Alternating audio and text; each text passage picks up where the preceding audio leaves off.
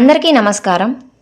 భగవద్గీత 11వ అధ్యాయం విశ్వరూప దర్శన యోగం. అర్జునుడు పలికెను, నా మీద దయతో నీవు తెలియపరిచిన ఈ యొక్క పరమ రహస్యమైన ఆధ్యాత్మిక జ్ఞానము విన్న తరువాత నా మోహము ఇప్పుడు తొలగిపోయినది. సర్వ ప్రాణుల ఉత్పత్తి మరియు అవ్యక్తమైపోవటం విషయం గురించి విస్తారముగా నేను విన్నాను. ఓ తామర వంటి నేత్రములు కలవాడా, నిత్య శాశ్వతమైన నీ మహత్వం కూడా విన్నాను. ఓ ప్రభు, నీవెవరో నీవే చెప్పినట్లు నీవు సరిగ్గా అటువంటి దివ్య స్వరూపానివే. ఇప్పుడు నాకు నీ యొక్క దివ్య స్వరూపమును చూడాలనే కోరిక కలుగుతున్నది. ఓ పురుషోత్తమ, ఓ యోగేశ్వర, నాకు దాన్ని దర్శించగలిగే శక్తి ఉంది అని నీవు అనుకుంటే దయతో ఆ యొక్క నిత్య శాశ్వతమైన విశ్వరూపమును నాకు చూపించుము. శ్రీ భగవానుడు ఇలా పలికెను, వివిధములైన ఆకృతులు, పరిమాణములు మరియు వర్ణములతో ఉన్న వందల వేల అద్భుతమైన నా యొక్క స్వరూపములను ఇదిగో తిలకించుము. ఓ పార్థ, నాలో పరికించుము. ఓ భరతవంశీయుడా, 12 అతిథిపుత్రులను, 8 మంది వసువులను, 11 రుద్రులను, 2 అశ్వినీ కుమారులను, అంతేకాక 49 మరుద్దులను మరియు మరెన్నో ఇంతకు పూర్వం తెలియపరచబడని అద్భుతములను కూడా చూడుము.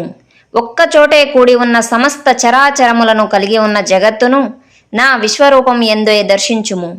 ఇప్పుడు ఓ అర్జున, ఇంకా మరేదైనా చూడదలుచుకున్నా వాటన్నింటినీ నా విశ్వరూపం యందే తిలకించుము. కానీ నా యొక్క విశ్వరూపమును నీ ప్రాకృతిక కళ్ళతో చూడలేవు. కాబట్టి నీకు దివ్య దృష్టిని ప్రసాదిస్తున్నాను. నా యొక్క మహాద్భుత వైభవమును దర్శించుము.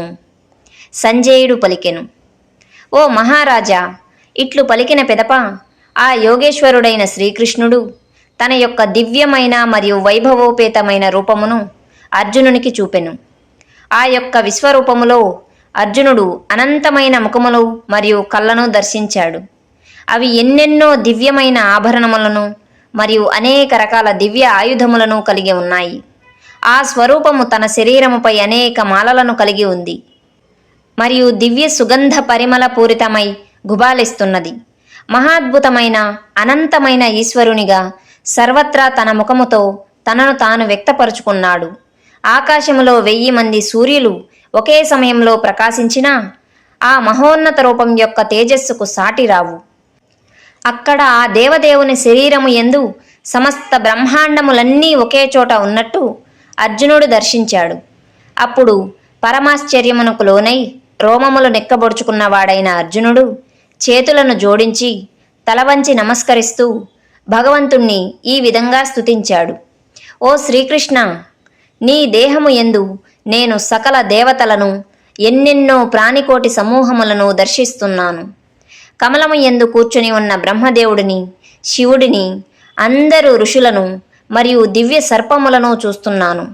అసంఖ్యాకమైన చేతులతో, ఉదరములతో, ముఖములతో మరియు కళ్ళతో ఉన్న నీ యొక్క అనంతమైన రూపములను అన్ని దిశలలో చూస్తున్నాను.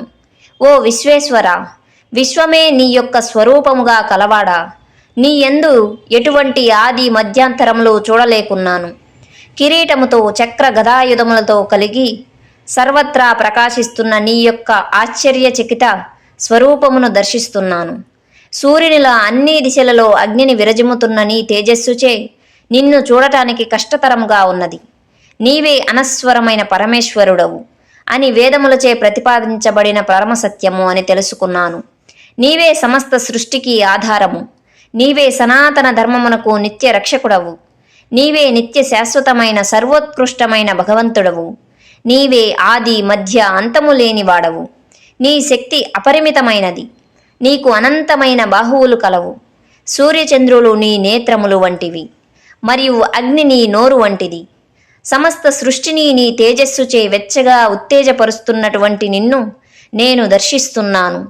దివి నుండి భూమి వరకు గల మధ్య ప్రదేశమంతా మరియు అన్ని దిశలలో కూడా నీవే వ్యాపించి ఉన్నావు. ఓ మహాత్మా, నీ యొక్క అద్భుతమైన మరియు భయంకరమైన స్వరూపమును దర్శిస్తూ ముల్లోకాలు భయంతో కంపించిపోవడం నేను గమనిస్తున్నాను.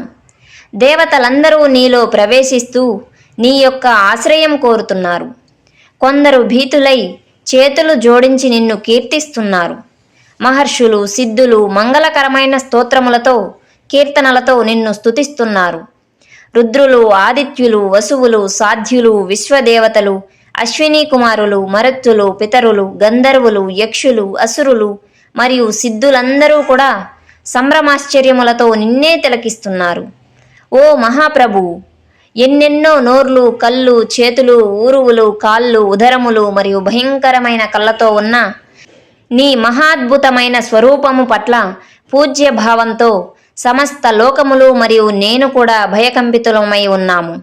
ఓ విష్ణు, ఆకాశమును తాకుతూ ఎన్నెన్నో వర్ణములతో ప్రకాశిస్తూ పెద్దగా తెరిచి ఉన్న నోర్లతో విశాలమైన అగ్నిగుండముల వంటి నీ కన్నులతో ఉన్న నీ స్వరూపమును చూస్తున్న నాకు భయంతో గుండె అదిరిపోతున్నది. నేను ధైర్యమును మరియు మానసిక ప్రశాంతతను కోల్పోయాను. ప్రళయకాల సమయంలో కనిపించేటటువంటి ప్రజ్వలించే అగ్నిలా భయంకరమైన దంతములతో ఉన్న ఎన్నో నోర్లతో ఉన్న నిన్ను చూచిన పిదప నేను ఎక్కడ ఉన్నానో మరియు ఎక్కడికి పోవాలో కూడా మర్చిపోతున్నాను.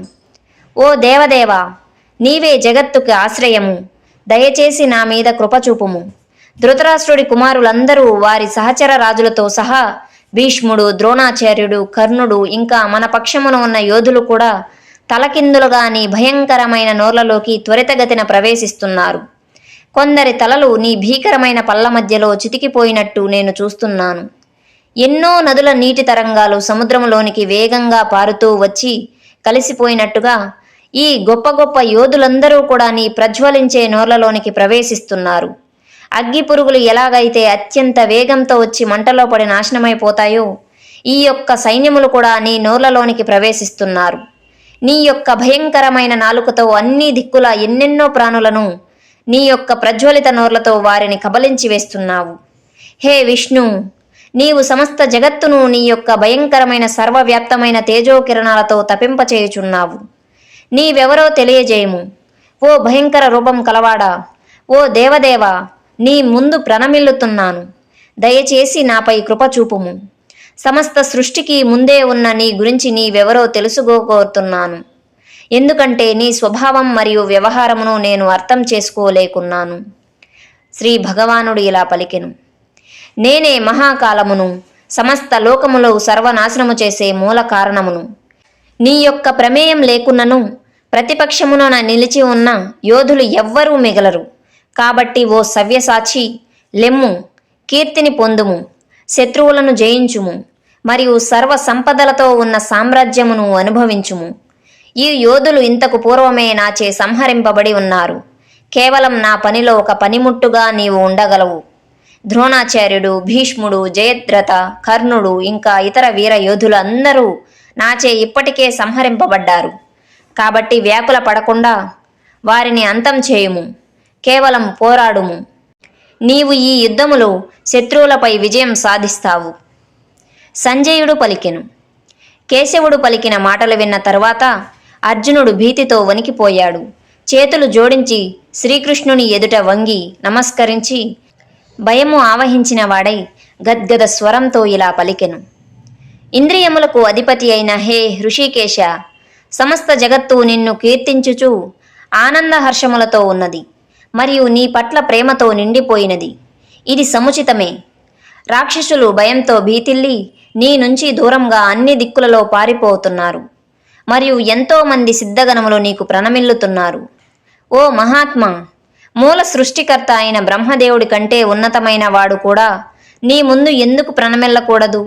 ఓ అనంతుడా, ఓ దేవతల ప్రభువు, ఓ జగత్తుకు ఆశ్రయమైన వాడా, నీవు వ్యక్త అవ్యక్తములకు అతీతమైన అక్షరుడవు. నీవే సనాతనమైన భగవంతుడవు మరియు ఆది దేవుడవు. నీవే విశ్వమంతటికీ ఉన్న ఒకే ఒక్క ఆధారము, ఆశ్రయము కూడా. నీవే సర్వజ్ఞుడవు మరియు తెలుసుకోబడవలసిన వాడవు. నీవే పరంధామము. ఓ అనంతరూప, నీవే సమస్త జగత్తు యందు వ్యాపించి ఉన్నవాడవు. నీవే వాయుదేవుడవు, నీవే యమధర్మరాజువు, అగ్నిదేవుడవు, వరుణదేవుడవు మరియు చంద్రుడవు. నీవే సృష్టికర్త బ్రహ్మవు మరియు సర్వభూతముల పితామహుడవు. నీకు నేను వేల వేల సార్లు నమస్కరిస్తున్నాను మరియు మరలా మరలా నమస్కరిస్తున్నాను. అనంతమైన శక్తి సామర్థ్యముల కల ప్రభువు, నీకు ఎదురుగా ఉండి మరియు నీ వెనకాల నుండి కూడా నమస్కరిస్తున్నాను. నిజానికి నీకు అన్ని వైపుల నుండి కూడా నమస్కరిస్తున్నాను. నీవు అనంతమైన సామర్థ్యం పరాక్రమము కలిగిన వాడివై అన్నింటా వ్యాపించి ఉన్నావు. అందుకే సమస్తము నీ స్వరూపమే. నీవు నా సఖుడవు అనుకుంటూ ఆ చనువుతో నిన్ను ఓ కృష్ణ, ఓ యాదవ, ఓ నా ప్రియమిత్రమా అని చాలాసార్లు పిలిచాను. నీ మహత్వము తెలియక నిర్లక్ష్యముగా అతి చనువుతో ప్రవర్తించాను. ఆడుకుంటున్నప్పుడు కానీ, విశ్రాంతి తీసుకుంటున్నప్పుడు కానీ, కూర్చున్నప్పుడు కానీ, భోజనం చేస్తున్నప్పుడు కానీ, ఏకాంతంగా ఉన్నప్పుడు కానీ, లేదా ఇతరుల సమక్షంలో కానీ, ఒకవేళ నీ పట్ల హాస్యానికైనా నేను అమర్యాదగా ప్రవర్తించి ఉన్నట్లయితే వాటన్నింటికీ నేను క్షమాపణలను వేడుకుంటున్నాను. నీవే సమస్త విశ్వమునకు చరాచర ప్రాణులన్నింటికీ తండ్రివి. నీవే సర్వశ్రేష్టమైన ఆరాధ్య యోగ్యుడవు మరియు సర్వోత్తమమైన ఆధ్యాత్మిక గురుడవు. ఓ అసమానమైన శక్తి కలిగిన వాడా, ముల్లోకాలలో నీకు సమానులే లేనప్పుడు నిన్ను మించిన వారు మాత్రం ఎవరుంటారు? అందుకే ఓ ప్రభూ, నీకు ప్రణమిల్లుతూ సాష్టాంగ ప్రణామం అర్పిస్తూ నీ కృపను నేను వేడుకుంటున్నాను. ఒక తండ్రిని కొడుకు సహించినట్లుగా, ఒక మిత్రుణ్ణి తన మిత్రుడు క్షమించినట్టుగా మరియు ప్రేమించిన వారిని ప్రేమికులు మన్నించినట్టుగా దయచేసి నా అపరాధములనన్నింటినీ మన్నించుము. ఇంతకు ముందెన్నడూ చూడని నీ యొక్క విశ్వరూపమును చూసిన పిదప నేను పరమానందమును అనుభవిస్తున్నాను. అయినా సరే నా మనసు భయంతో వణుకుతున్నది. దయచేసి నాపై కృప చూపుము మరియు తిరిగి నీ యొక్క ప్రసన్నమైన స్వరూపమును చూపుము. ఓ దేవదేవా, ఓ జగత్తుకు ఆశ్రయమిచ్చేవాడా, ఓ 1000 చేతులు కలవాడా, నీవే మూర్తిభవించిన జగత్తువై కిరీటము ధరించి చక్రమును గదను కలిగి ఉన్న నీ యొక్క చతుర్భుజ రూపములో నిన్ను నేను చూడగోరుతున్నాను. శ్రీ భగవానుడు పలికెను, అర్జున, నీ చేత ప్రసన్నుడనైన నా యోగమాయా శక్తి ద్వారా నా యొక్క తేజోవంతమైన అనంతమైన మరియు సనాతనమైన మూల విశ్వరూపమును నేను నీకు చూపించి తిని. నీకంటే ముందు ఈ రూపమును ఎవ్వరూ చూడలేరు. వేదముల అధ్యయనం వలన కానీ, యజ్ఞ యాగాదుల వలన కానీ, తపస్సుల దానాల వలన కానీ, తీవ్ర నియమనిష్టలను ఆచరించడం వలన కానీ ఏ మానవుడు కూడా నీవు చూసిన దాన్ని ఇప్పటి వరకు ఎవ్వరూ చూడలేదు. ఓ కురు యోధ శ్రేష్ఠుడా, నా యొక్క ఈ భయంకర రూపమును చూసి భయపడవద్దు, భ్రాంతికి లోను కావద్దు. భయరహితంగా ప్రసన్న చిత్తంతో మరొక్కసారి నా యొక్క స్వరూపమును చూడుము. సంజయుడు ఇలా పలికెను. ఈ విధంగా పలికిన పిదప దయాళుడైన వసుదేవుని తనయుడు తన యొక్క చతుర్భుజ సాకార రూపమును మరలా చూపించెను. తదుపరి సౌమ్యమైన 2 భుజముల రూపమును స్వీకరించి భీతిల్లిన అర్జునుడిని మరింత శాంతింపజేసెను. అప్పుడు అర్జునుడు ఇలా అన్నాడు, ఓ శ్రీకృష్ణ, నీ యొక్క సౌమ్యమైన మానుష్య రూపమును చూసి నా ప్రశాంతతను నేను మళ్ళీ పొందాను మరియు నా మనసు సహజ స్థితికి వచ్చింది. శ్రీ భగవానుడు పలికెను, నీవు చూసే నా యొక్క రూపము దర్శనం పొందటం ఎంతో దుర్లభమైనది. దేవతలు కూడా దీనిని చూడాలని ఆకాంక్షిస్తూ ఉంటారు. వేద అధ్యయనం వలన కానీ, తపస్సుల వలన కానీ, దాన ధర్మాల వలన కానీ, లేదా యజ్ఞముల వలన కానీ నీవు ఇందాక చూసినట్టుగా కనిపించను. ఓ అర్జున, అనన్యమైన భక్తి చేత మాత్రమే నేను నీ ముందే నిల్చుని ఉన్న నన్నుగా యథార్థముగా తెలుసుకోబడతాను. ఓ పరంతప, అందువలన నా దివ్య దృష్టిని పొందిన పిదప నాతో ఏకీభావ స్థితిని పొందవచ్చు. ఎవరైతే అన్ని కర్మలను నా కొరకే చేస్తారో, నాపైనే ఆధారపడతారో మరియు నా పట్ల భక్తితో ఉంటారో, మమకారాసక్తులు లేకుండా ఉంటారో, సర్వభూతముల పట్ల విరోధ భావం లేకుండా ఉంటారో, అటువంటి భక్తులు తప్పకుండా నన్నే చేరుకుంటారు. ఇది ఉపనిషత్తుల సారాంశం, బ్రహ్మ విద్య, యోగశాస్త్రం, శ్రీకృష్ణార్జున సంవాదము అయిన శ్రీమద్భగవద్గీతలోని విశ్వరూప దర్శనం అను 11వ అధ్యాయం. ఈ వీడియోని ఎంతో భక్తి శ్రద్ధలతో చివరి వరకు చూసిన ప్రతి ఒక్కరికి నా ధన్యవాదాలను తెలుపుకుంటూ, ఈ వీడియో కనుక మీకు నచ్చినట్లయితే ఇలాంటి మరెన్నో ఆధ్యాత్మిక విషయాల గురించి తెలుసుకోవాలనుకుంటుంటే ఈ వీడియోని లైక్ చేసి మన ఛానల్ను సబ్స్క్రైబ్ చేసుకోండి. పక్కనున్న బెల్ ఐకాన్ను ట్యాప్ చేసి ఆల్ అని ఉంచుకోండి. అప్పుడే నేను పోస్ట్ చేసిన వీడియోస్ మీకు నోటిఫికేషన్లో వస్తాయి. మరొకసారి అందరికీ నా ధన్యవాదాలు తెలుపుకుంటూ మరో మంచి వీడియోతో మళ్ళీ కలుద్దాం. అంతవరకు సెలవు.